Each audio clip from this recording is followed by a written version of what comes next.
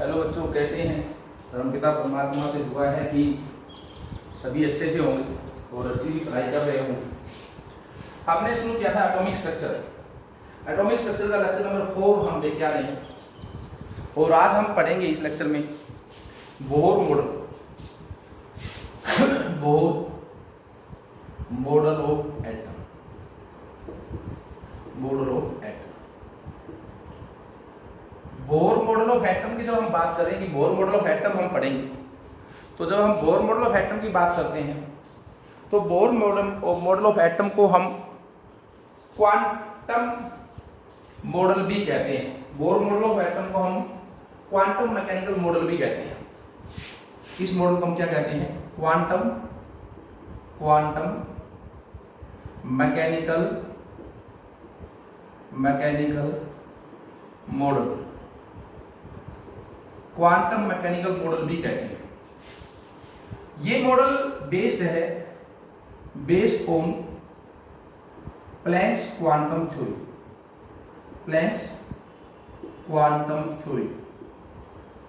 Quantum theory के ऊपर based model है। जब हम बात करें इसके पोस्टुलेट्स की, ये पोस्टुलेट्स क्या है? पोस्टुलेट्स की बात करें तो पोस्टुलेट्स है, फर्स्ट पोस्टुलेट बोहर मॉडल के पोस्टुलेट्स की जब आप बात करते हो तो आपके पास पहला पोस्टुलेट जो आता है वो आता है there is present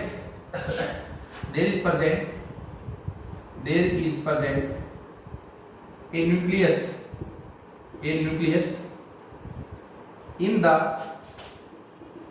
center of atom where all protons and neutrons are present। क्या मॉडल है? फर्स्ट मॉडल है। हम पढ़ रहे हैं बोहर मॉडल, और बोहर मॉडल का पहला पोस्टुलेट है there is present a nucleus in the centre of atom. Atom के सेंटर में न्यूक्लियस होता है where all protons and neutrons are present. और जो न्यूक्लियस होता है उसके बारे में कहा गया द न्यूक्लियस इज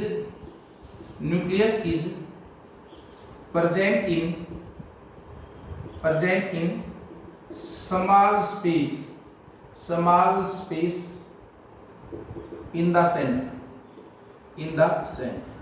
एटम के अंदर सेंटर के अंदर एक न्यूक्लियस होता है जिसमें प्रोटॉन और न्यूट्रॉन होते हैं।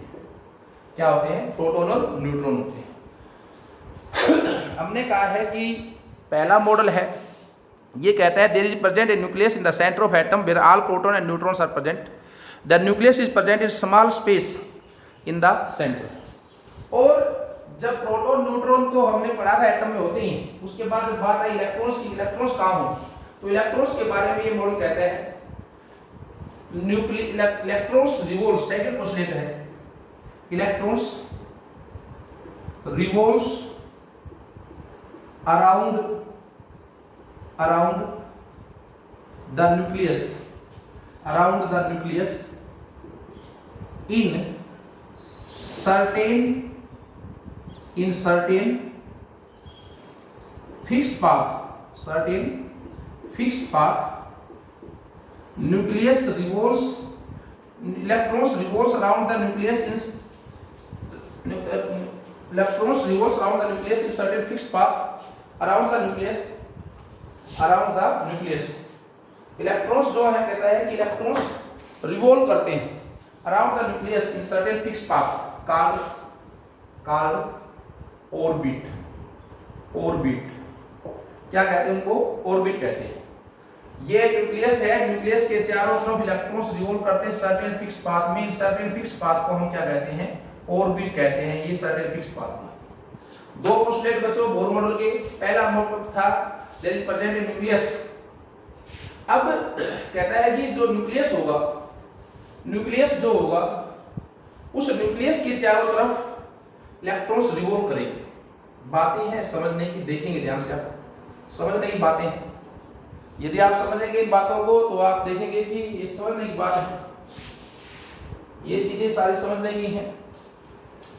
यदि आप इन चीजों को देखते हैं तो सेकंड थर्ड आपके पास हमने कहा कि न्यूक्लियस है, न्यूक्लियस के चारों तरफ इलेक्ट्रॉन्स रिवॉल्व करते हैं।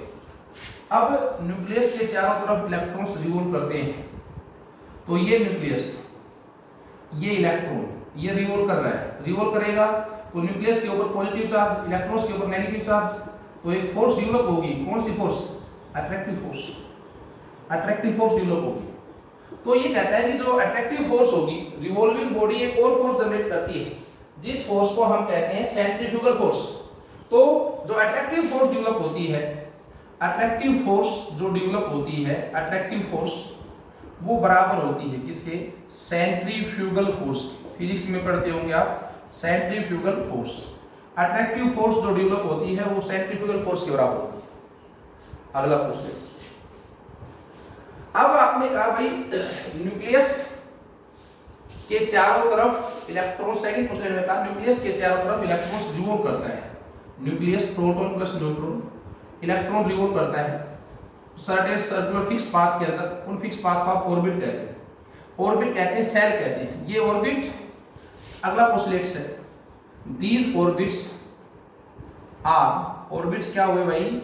Circular path, circular path around the nucleus, circular path around the nucleus, around the nucleus, the nucleus.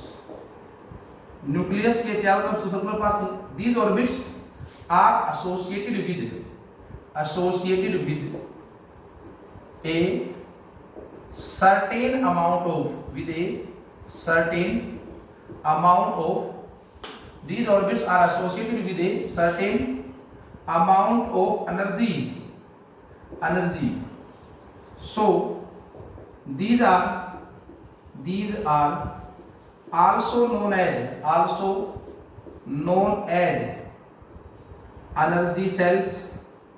energy cell or stationary energy level, stationary energy level, energy level, energy level. ये orbit associated है किसके साथ? Certain amount of energy, एक fix amount of energy.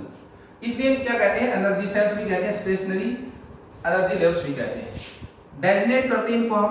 ये nucleus था, ये पहली cell, ये दूसरी सेल, ये तीसरी सेल, ये चौथी सेल, ये पांचवी सेल, इस तरह डेजिग्नेट करते हैं। पांचवी फर्स्ट सेल को के बी कहते हैं, L M N O P, इस तरह से हम इस सेल्स को डेजिग्नेट करते हैं।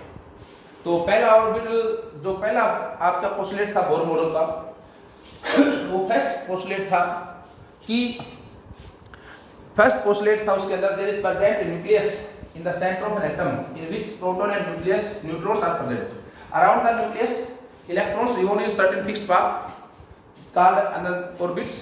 These third postulate है, these orbits are associated with certain amount of fixed energy, so they are known as energy cells or stationary energy levels. इनको डेजिग्नेट करते हैं कैसे? K L M N O से। अब आगे आते हैं, तो आगे चलते हमने कहा कि भाई न्यूक्लियस होता है, न्यूक्लियस के चारों तरफ और इलेक्ट्रॉन्स रिवॉल्व करते हैं सर्टेन फिक्स पाथ में।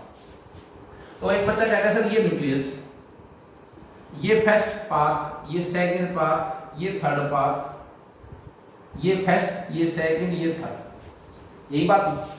अब कहता है सर आपने इनको थर्ड कहा, इसको सेकंड कहा, ये आपके पास एक पाथ यहां से भी होगा, एक सर्कुलर पाथ यहां से यहां भी होना चाहिए सर, और उसका नंबर होना चाहिए 1.1, एक इधर भी होना चाहिए, उसका नंबर होना चाहिए मान लो उसको 2.4। तो बच्चों बोर ने ऐसे ऑर्बिटल्स को ना रिजेक्ट कर दिया। क्या कहते हैं रिजेक्ट कर दिया? ओनली, अगला क्वेश्चन दिया, only those orbitals, only those orbitals are permitted for which angular momentum is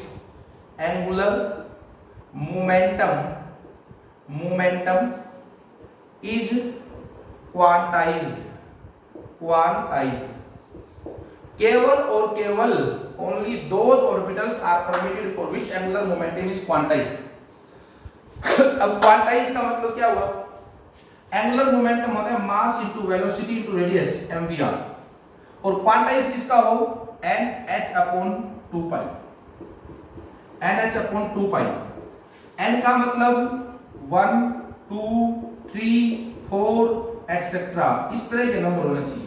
nh/2 pi quantize होना चाहिए इसका, nh/2 पाई का क्वांटाइज होना चाहिए। यानी कि उसने कहा कि n जो है वो ऑर्बिटल है, n क्या है ऑर्बिट है, n ऑर्बिट की वैल्यू है। n की वैल्यू 1 हो सकती थी ये नहीं, उसके बाद सीधी क्या हो सकती थी 2 हो सकती थी। कल वाली बात है, सीधी वाली बात है, सीधी के ऊपर या तो आदमी पहली सीधी पे हो सकता है, दूसरी पे हो सकता है, ऐसा नहीं है वो बीच में लटका हो। तो या तो पहला ऑर्बिटल, एक ऑर्बिटल का n की वैल्यू 1 होगी वो ऑर्बिट पॉसिबल होगा, या n की वैल्यू 2 होगी वो ऑर्बिट पॉसिबल होगा, 3 या होगा 4 वाला होगा, बीच वाला ऑर्बिट पॉसिबल नहीं हो सकता। तो only those orbit are permitted for which angular momentum is quantized, mvr that is equal to nh/2 pi. n की वैल्यू क्या है 1 2 3 4 एटसेट्रा। अब बच्चों आगे चलते, एक इलेक्ट्रॉन जब तक अपने ऑर्बिट में रहेगा, एक इलेक्ट्रॉन जब तक अपने ऑर्बिट में रहेगा उसकी एनर्जी कांस्टेंट रहेगी। न्यूक्लियस के बाद ये पहले इलेक्ट्रॉन्स किस ऑर्बिट में रिवॉल्व कर रहा है, ये सेकंड ऑर्बिट, ये third orbit, first second third orbit. अब कहते हैं अपने ऑर्बिट में तो एनर्जी क्या है कांस्टेंट है, तो अगला क्वेश्चन कहता है energy is emitted or absorbed, energy is emitted or absorbed when an electron moves from one orbit to another। Energy जब तक वो खुद के ऑर्बिट में इलेक्ट्रॉन है, खुद के फर्स्ट ऑर्बिट में इलेक्ट्रॉन घूम रहा है, तब तक उसकी एनर्जी कांस्टेंट है। उसकी जो अट्रैक्टिव फोर्स है उसको सेंट्रीफ्यूगल फोर्स से मैनेज कर रखा है। इलेक्ट्रॉन जब सेकंड ऑर्बिट में घूम रहा है खुद के में तो भी एनर्जी कांस्टेंट है, थर्ड में घूम रहा है तो भी एनर्जी कांस्टेंट है, लेकिन एनर्जी इमिट होगी या फिर अब्सॉर्ब होगी। कब एनर्जी इज इमिटेड और absorbed when an electron moves from one orbit to another, जब एक इलेक्ट्रॉन एक ऑर्बिट से दूसरे ऑर्बिट में मूव करेगा। कैसे, यदि इलेक्ट्रॉन यहां पर है, लोअर ऑर्बिटल से हायर ऑर्बिटल में जाएगा, तो इस केस में एनर्जी अब्सॉर्ब होगी, एनर्जी क्या होगी अब्सॉर्ब होगी। और यदि इलेक्ट्रॉन यहां पर है, हायर में है और हायर से लोअर में आएगा, हायर से लोअर में आएगा, तो इस केस में एनर्जी रिलीज होगी। क्या होगी एनर्जी रिलीज होगी। इस ऑर्बिट में था, थर्ड ऑर्बिट था, तो इसकी एनर्जी थी E3, सेकंड में गया तो एनर्जी होगी E2। Change in energy delta E कितनी आई है, final minus initial E2 minus E3 that is equal to energy delta E किसके बराबर होगी h nu that is equal to hc upon lambda. यदि इलेक्ट्रॉन अब्सॉर्ब कब होगी, final minus initial delta E, change in energy delta E that is equal to E2 थी, ये E1 थी, E2 minus E1 और ये भी किसके बराबर होगी h न्यू के ऊपर पड़ा था hc अपॉन लैम्डा। क्लियर से एनर्जी चेंज होती है कब, जब एक ऑर्बिट के इलेक्ट्रॉन अपने ऑर्बिट को छोड़कर किसी दूसरे ऑर्बिट के अंदर जाता है, उस समय उसकी एनर्जी क्या होती है चेंज होती है। अब आगे चले अब हमें निकालना है हमारे पास कि रेडियस कैसे निकाले ऑर्बिट का। तो रेडियस एक चीज और कर लेते हैं, ये न्यूक्लियस के बाद ये फर्स्ट ऑर्बिट, ये सेकंड ऑर्बिट, ये थर्ड ऑर्बिट, ये फोर्थ ऑर्बिट। जो फर्स्ट ऑर्बिट होता है उस फर्स्ट ऑर्बिट को हम ग्राउंड स्टेट मानते हैं। फर्स्ट एनर्जी लेवल जो है उस फर्स्ट एनर्जी लेवल को हम ग्राउंड स्टेट मानते हैं। तो ये आपके पास कौन सी भाई, ये है फर्स्ट एनर्जी लेवल, ये कौन सा है second energy level,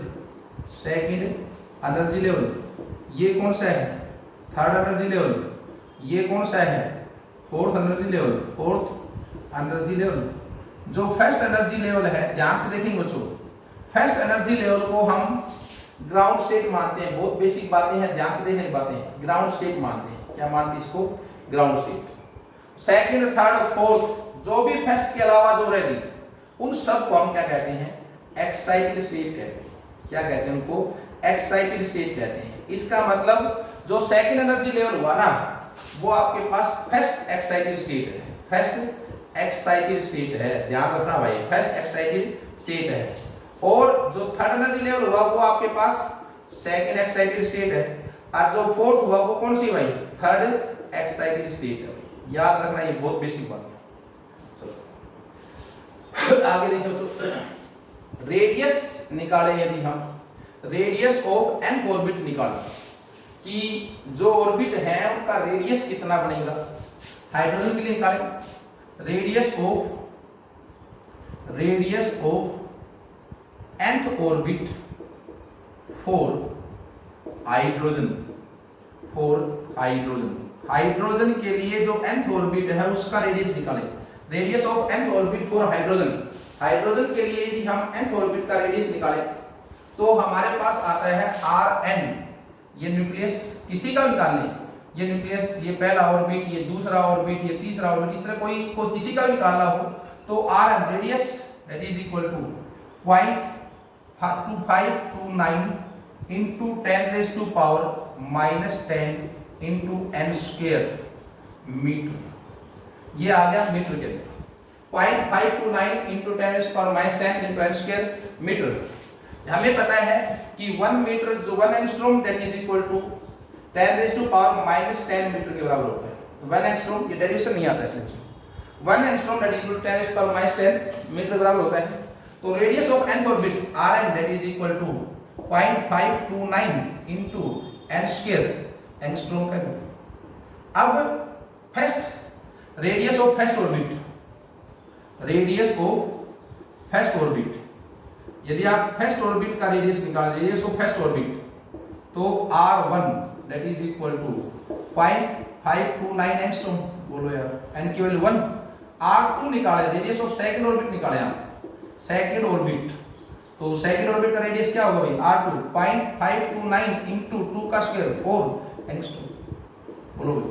third orbit का निकाले यदि, थर्ड ऑर्बिट का रेडियस, तो R3 that is equal to 0.529 into 9 angstrom. Clear? ये आपके पास रेडियस आ गया हाइड्रोजन का। जब आप बात करें radius of nth orbit for hydrogen like species बात करें, radius of nth orbit for hydrogen like species, for hydrogen like species, hydrogen जैसी स्पीशीज के लिए बात करें, हाइड्रोजन लाइक स्पीशीज के लिए बात करें, तो hydrogen like species helium, hydrogen के अंदर एक इलेक्ट्रॉन होता है, सिंगल इलेक्ट्रॉन। हीलियम के अंदर 2 इलेक्ट्रॉन होते हैं, हीलियम के ऊपर मैंने पॉजिटिव लगा दिया He पॉजिटिव। लिथियम के 3 होते हैं Li+2। ये सारे हाइड्रोजन लाइक स्पीशीज हो गए जिसके अंदर सिंगल इलेक्ट्रॉन होगा, यानी हीलियम प्लस लिथियम +2 एटसेट्रा। इस तरह की स्पीशीज जो है वो हाइड्रोजन लाइक स्पीशीज है। और उसके लिए यदि आप nth ऑर्बिट के रेडियस की बात करते हो तो उसका रेडियस, nth ऑर्बिट का radius of nth orbit for hydrogen like species की बात करें तो वो आपके पास बच्चों Rn that is equal to 0.529 into n square angstrom तो था हाइड्रोजन का। और आप बात कर रहे हो किसकी? हाइड्रोजन का एटॉमिक नंबर 1 था, तो उसको कुछ लिखो चाहे मत लिखो, बराबर बात थी। तो यहाँ पर एटॉमिक नंबर काउंट होगा Z into Z। तो ये आपके पास फॉर्मूला याद रखना है आपको, Rn that is equal to 0.529 into n square upon Z angstrom. For lithium यदि आप बात करते हो कि for lithium +2 ions, radius of third orbit निकालते हो R3, तो 0.529 into थर्ड का निकालना चाहते हो 3 का स्क्वायर 9 अपॉन लिथियम का एटॉमिक नंबर, हाइड्रोजन का 1, हीलियम का 2, लिथियम का 3, तो 3 से 3 cancel, 0.529 into 3 angstrom. Clear simple. ये चीजें आपको, ये फॉर्मूला याद रखना है, ये फॉर्मूला काम आएगा आपको। आगे देखिए बच्चों, इससे आगे यदि हम चले, इससे आगे देखिए हम, तो हमने रेडियस निकाल लिया। इसके बाद हमारे पास एनर्जी का फॉर्मूला आता है कि energy of nth orbital, energy of electron in nth orbit में ये न्यूक्लियस के बाहर इलेक्ट्रॉन्स रिवॉल्व करता है। ये फर्स्ट ऑर्बिट, ये सेकंड ऑर्बिट, ये थर्ड ऑर्बिट। मान लो इसी ऑर्बिट में इलेक्ट्रॉन है, तो एक बात तो ध्यान रखिए, न्यूक्लियस पॉजिटिव है, इलेक्ट्रॉन के ऊपर नेगेटिव चार्ज है, जो एनर्जी होगी वो अट्रैक्टिव नेचर की होगी। Energy must be of attractive nature. कैसे नेचर की होगी भाई? अट्रैक्टिव नेचर की एनर्जी होगी। एनर्जी कैसे नेचर की होगी? अट्रैक्टिव नेचर की होगी। कौन से नेचर की एनर्जी होगी? अट्रैक्टिव नेचर की होगी। अपोजिट चार्ज के बीच में एनर्जी है, एक न्यूक्लियस पॉजिटिव है और इलेक्ट्रॉन्स क्या है? नेगेटिव। क्या होगी एनर्जी यदि हम निकालें एनर्जी? तो En that is equal to minus 21.79 into 10 raise to power minus 19 upon n square joule per atom. ये आपके पास एनर्जी का फॉर्मूला आ गया in terms of joule per atom में। En that is equal to minus 21.79 into 10 to power minus 19 upon n square joule per atom. यदि हमें पता है कि 1 जूल जो है that is equal to 6.24 into 10 to power 18 electron volt. तो यदि हम एनर्जी को इलेक्ट्रॉन वोल्ट की टर्म में निकालें तो En that is equal to minus 13.6 upon n square electron volt per atom. Electron volt per atom. 1 electron volt जो है, 1 electron volt that is equal to 23.06 kilo calorie per mole. यदि आप energy को kilo calorie per मोल में निकालते हो तो that is equal to minus 313.6 upon n square kilo calorie per mole. यदि आप इसको किलो जूल की टर्म में निकालते हो तो En that is equal to minus 1312 upon n square kilo joule per mole. आपको ये बातें याद रखनी है, ये फॉर्मूले आपको जबानी याद हो तभी बात बनेगी। एनर्जी निकालना चाहें, यदि आप एनर्जी निकालना चाहें तो En energy of nth orbit, तो जूल पर एटम के टर्म में minus 21.79 10 to power minus 19 upon n square. n क्या है? ऑर्बिट। यदि 1 होगा तो 1 पुट कर दोगे, 2 होगा तो 2 पुट कर दोगे, 3 होगा 3 पुट कर दो। 1 जूल बराबर होता है 6.24 into 10 to power 18 electron volt. तो एनर्जी यदि इलेक्ट्रॉन वोल्ट पर एटम के टर्म में निकालना चाहते हो, सारे याद हो रिजल्ट, तो minus 13.6 upon n square electron volt per atom. यदि आप किलो कैलोरी में निकालना चाहते हो तो 1 electron volt that is equal to 23.06 kilo calorie per mole. तो En that is equal to minus 313.6 upon n square kilo calorie per mole. En that is equal to minus 1312 upon n square kilo joule per atom. यदि kilo joule per atom निकालना, ये result आपको direct याद हो, ये फॉर्मूले आपको याद हो। नेगेटिव साइन क्या बताता है? नेगेटिव साइन बताता है अट्रैक्टिव नेचर ऑफ एनर्जी। ठीक है, चलो बच्चों, ये आपके पास बोर के एटम के कुछ एक पोस्टुलेट्स थे, उसके ऊपर बेस्ड कुछ रिजल्ट्स थे। छोटे छोटे क्वेश्चंस करते हैं 3-4, उसके बाद आगे बढ़ेंगे। छोटे छोटे क्वेश्चंस करें यदि हम इसके अंदर ऊपर बेस्ड, तो हम क्वेश्चन करें।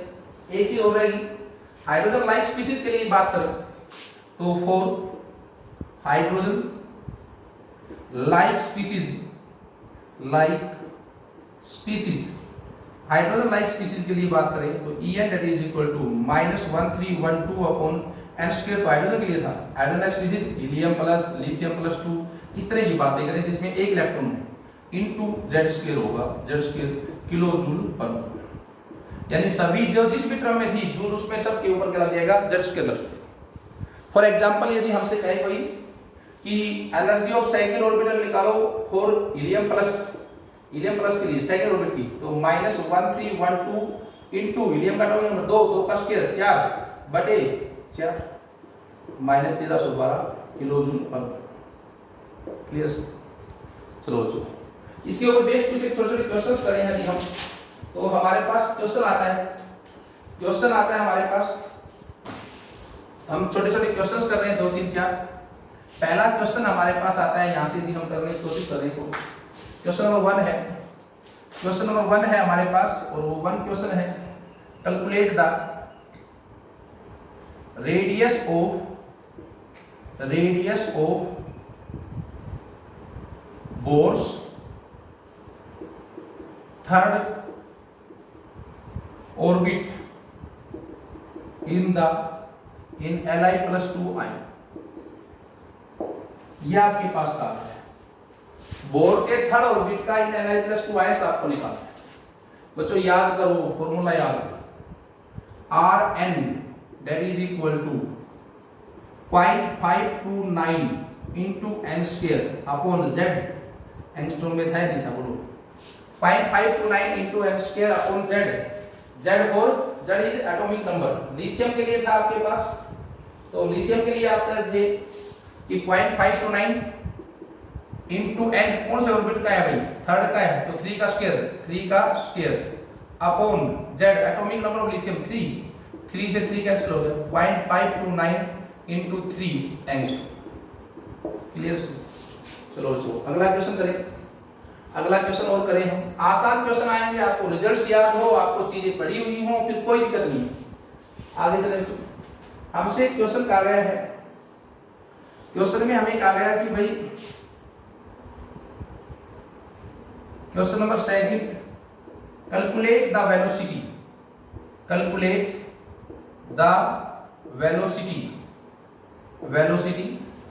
कैलकुलेट करनी है आपको, क्या वेलोसिटी कैलकुलेट करनी है। कैलकुलेट द वेलोसिटी, जब आप वेलोसिटी कैलकुलेट करोगे तो थर्ड क्वेश्चन नंबर 2 में कैलकुलेट द वेलोसिटी, और वेलोसिटी कब निकालनी है आपको, किसमें निकालनी है, सेंटीमीटर पर सेकंड में of an electron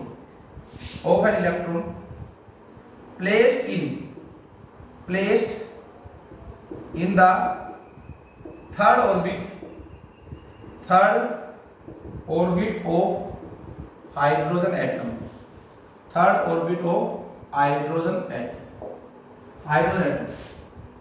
hydrogen atom के थर्ड ऑर्बिट में आपको वेलोसिटी निकालनी है इलेक्ट्रॉन की, जो प्लेस किया गया है। अब आपको थर्ड ऑर्बिट में वेलोसिटी निकालनी है, तो रेडियस निकाल लें आप एक बार थर्ड ऑर्बिट का आप रेडियस निकाल लें। रेडियस ऑफ थर्ड ऑर्बिट निकालें यदि थर्ड ऑर्बिट, तो थर्ड ऑर्बिट का radius Rn that is equal to 0.529 into n square, angstrom hydrogen ही है, तो 0.529 into 3 का स्क्वायर 9 एंगस्ट्रॉम। मीटर में आते हो तो 0.529 into 9 into 10 to power -10 metre. आपको पता है कि जो एंगुलर मोमेंटम होता है, एंगुलर मोमेंटम, वो एंगुलर मोमेंटम क्या है, एंगुलर मोमेंटम है mvr, mass into velocity into radius, that is equal to nh/2π। Quantize है, आपको वेलोसिटी निकालनी है, velocity that is equal to nh/2π into m into r। बोलो भाई, nh/2π into m into r। n क्या है, third orbit है, n की वैल्यू क्या है, थर्ड। h क्या है, Planck's constant 6.6 into 10 to power -34, 2 into pi 3.14। Mass of electron क्या है, mass of electron 9.1 into 10 to power -31 into radius, ये आ गया।